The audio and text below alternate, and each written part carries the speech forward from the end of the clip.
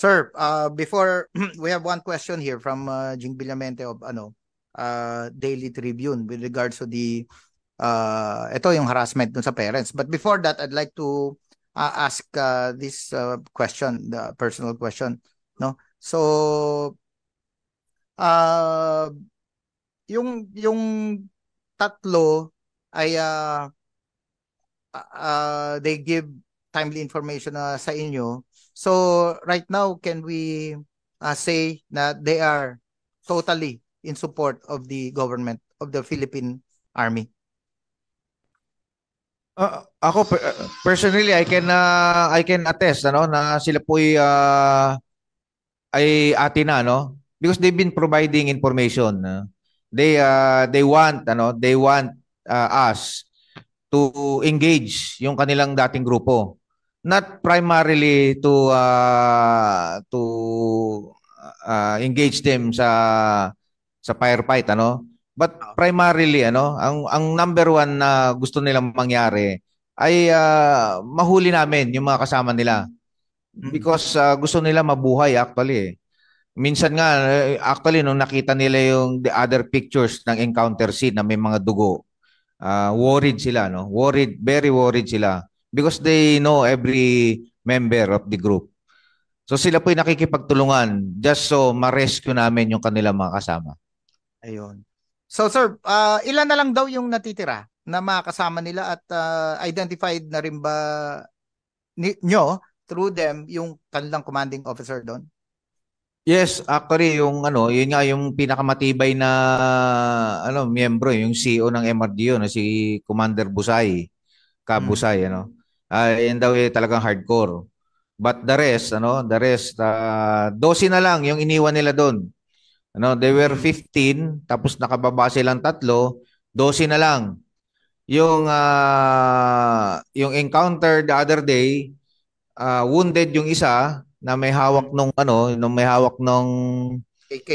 nung AK The following day, may na-recover na baby Armalite.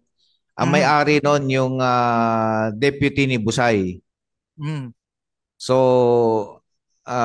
meron yung baby Armalite na yun yung punong-puno ng dugo. So ang assumption namin doon is patay yung kwan because we are actually chasing after a group of persons na naglibing ng bangkay.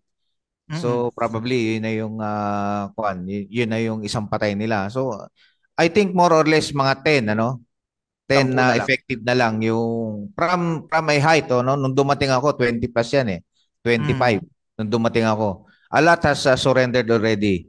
Meron kaming isang surrendery diyan na nag-surrender na lang sa sama ng loob.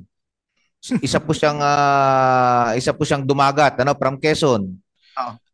Nagkaroon siya ng TB, basta na lang siya iniwan sa barangay. Hindi man lang pinagamot, hindi man lang ibinilin sa masa. So siya po nag-surrender. Masama ang loob niya. And just like the tree, lahat po ng pwede niyang maitulong, itinuturo na niya. Itinuturo na niya. We have so many surrenderies from MRGU for the past 6 months. So 25 po yan, 12 na lang po ang natitira. Ngayon. Maganda sana sir, makakuha na ng testimonya din yung yun yung sumurrender sa sama ng loob. Siguro ganyan din naiisip ni Alexa Pacalda ngayon. Nagtiwala siya doon sa Actually si Aliyah Aliyah is very close to the IPs. Very close siya sa mga indigenous people. Kaya ito pong yung sumurrender sa sama ng loob na dumagat, barkada ni Aliyah. Actually awang-awa sila. Yung tatlo actually awang-awa doon sa kasi alam nila yun, iniwan lang nila sa barangay nagkasakit. So si Aliyah is very much close sa mga IPs. Even yung mga IPs na bumibisita sa mga detachment sa bundok natin tinatanong nila kung nahuli ba talaga si Aliyah and gusto nilang makita gusto nilang makita yung picture man lang or kuan. I do not know kung pinapatignan nyo ng MRDU but wala namang problema no kung makita nila. Gusto ko nga ipakita sa kanila kung paano natin itrato. Mm-mm. Tama, tama. So, naalala nyo last week, alam nyo mga kababayan, last week, sinugod po kami yung aming press conference sa mga hashtags itong mga makakaliwang grupo na ito, no? Sama na yung karapatan, etc. At kung anong mga propagandang ginagawa nila. Well, sana ngayon, ganun din ang gawin nila para mas maraming nakakapanood, nakakakita. Sugurin nyo po uli yung page namin. Come on, please, bring it on. Para mas lalong nakakapanood na mas maraming tao kung ano yung pinag-uusapan natin dito. No? So, nakakaawa yung iniwan dahil gano'n naman sila eh. Nabanggit ko nga yung kay Alexa Bacalda, General, di ba? O, pinabaligtad nila. Eventually, iniwan lang. Ayun, nakakulong yung bata. Kawawa naman. No? At itong nabanggit ko rin, sila Jonila Castro at si Jed Tamano. Aba, Jed, bata ka pa iha. Hinahanap ka na ng nanay at tatay mo. Huwag ka masyadong pabola dyan kay Jonila. Kabisado namin ang ganyang galawan ng mga body system. No? So, gamit na gamit itong mga batang ito. So, tingnan nyo lang pa, tulad nila Aliyah, si Job at si Peter, ganito pala itrato ng Philippine Army, no, ng gobyerno kapag sila ay nahuli, no? Kahit man sugatan nga, sabi ko nga kanina, yung si Orion, nakalimutan ko yung apelyido, kahit na sugatan siya ngayon, he's enjoying his life now, no, bagong buhay niya. So General, we'll give way to one question from Jing Villamento of Daily Tribune. So, ang tanong po niya, so probably siguro isa, dalawang tanong lang yung entertain natin, then we can wrap up. Ang tanong po niya, yung sa harassment daw ng mga magulang, parang ano ba ang plano dito? Magsasampa ba sila ng kaso? Kasi yung claim nga na na-violate din yung karapatan ng mga magulang dahil kinukulit sila. Ano po ba ang ating ano diyan, plano diyan? Actually, sumasangguni tayo sa mga abogado natin, ano? And because ito pong tatlong mga parents, ano, almost every day, nagte-text po sa akin, Sir, meron na namang karapatan dito. Sir, bakit ganun ang sinusulat ng karapatan? Hindi naman po totoo. They are being harassed personally and sa Facebook, no? Sa mga nababasa nila, pil na pil nila, no? Kahit binabasa lang nila na pati sila nahaharas. So sabi ko sa kanila, I will check ano kung anong legal na pwede nating gawin. And one of the things ano that they are contemplating on is to file a writ of amparo. Mm-hmm. No? Yan po, pinag-aaralan po natin ngayon yan. Ano, ang ating po mga abogado ay nagre-research diyan. Sila din po, no? Sila din po ay yung parents, ano, lalo na yung parents ni Job, yung tatay at nanay niya ay very willing na mag-file na sila ng amparo. Pinipigilan ko lang. Sinasabihan ko lang sila, huwag niyo nang pansinin 'yan kasi wala namang effect 'yan. Wala namang nakikinig sa kanila.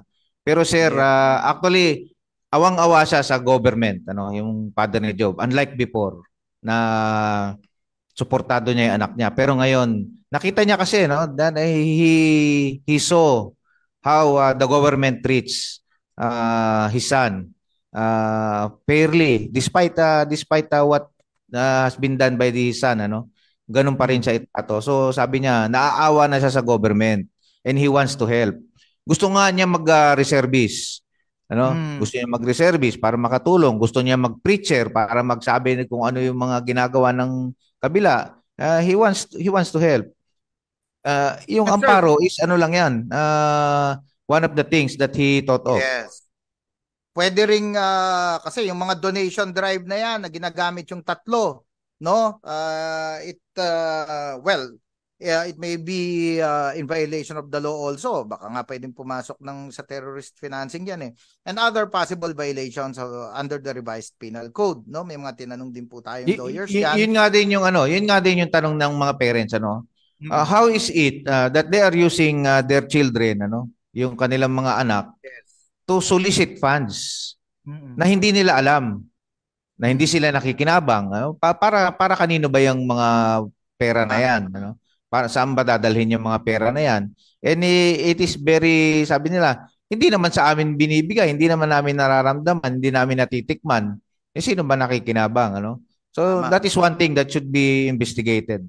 At hindi ina-account, no? Oo, hindi Walang pa accountability. na-account. Oo. Oo, kawawa naman. Lagi naman yan. Yan naman ang kanilang. Yun nga binulgar natin, General, last week, di ba?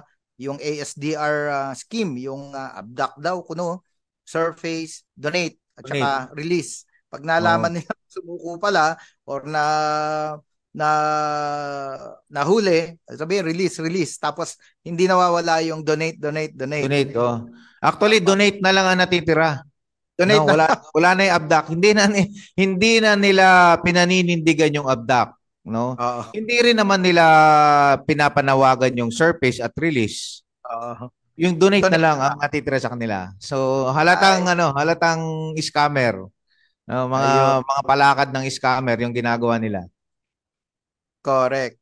All right. So that answers the question from Jing Vilamente. Angel, do we have other questions from our friends? All good, sir. Wala naman questions po. All right. Oo. So Yes po. as I Opo, promised, sige, go ahead. You were opo. saying something. Okay. Actually, sir, yun lang po. Uh, uh, no questions from our end. And sorry, I kind of lost it. Medyo nag-choppy lang ng konti po. Yeah. But there are no questions from the media po, from my end. All Yeah. right. Oo. Okay, so General, bago ko po hingin yung inyong final message, no? Meron lang kami napansin kanina, naka-helicopter yung tatay. Oo. Ah. Sumaludo pa sa iyo eh. Oh. Yes, actually actually when he visited nagre-resupply tayo ng ating mga forward detachments at that time. And during lunchtime kami po ay kumakain kasama yung father ni Job at kasama yung mga piloto. No, kasama yung mga piloto and nabanggit nga ng father ni Job na siya ay pauwi ng Quezon City. And the pilots graciously offered him a ride. Yun. Mababait po yung piloto natin.